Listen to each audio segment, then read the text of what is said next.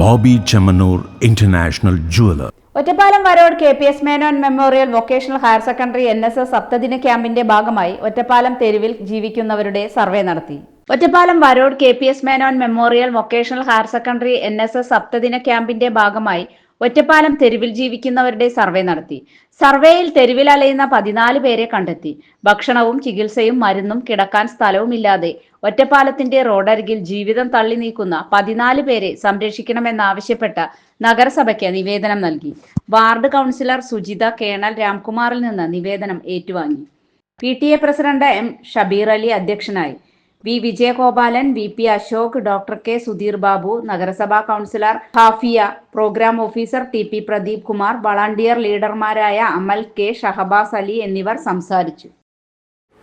നമ്മൾ ഏറ്റെടുക്കുകയും ആദ്യം നമ്മൾ സർവേ ചെയ്തു. ഈ പറഞ്ഞ കണ്ടിയമ്പുറം, പാലപ്പുറം, 19-ാം mile, Ottapalam, Varode, railway station, bus stand തുടങ്ങിയ പ്രദേശങ്ങളിൽ കുട്ടികൾ പോയി ഇത്തരത്തിലുള്ള ആളുകളെ കണ്ടെത്തി അവരുടെ മുഴുവൻ വിവരങ്ങളും ശേഖരിച്ച് വെച്ചിരിക്കുകയാണ്. ഏകദേശം 14 ആളുകളാണ് ഒറ്റപ്പാലം ബസ് സ്റ്റാൻഡിൽ നഗരസഭയ്ക്കകത്ത് ഒറ്റപ്പാലത്തിൻ്റെ തെരുവിൽ ജീവിക്കുന്നത്. നിരവധി രോഗങ്ങൾ അവർക്കുണ്ട്.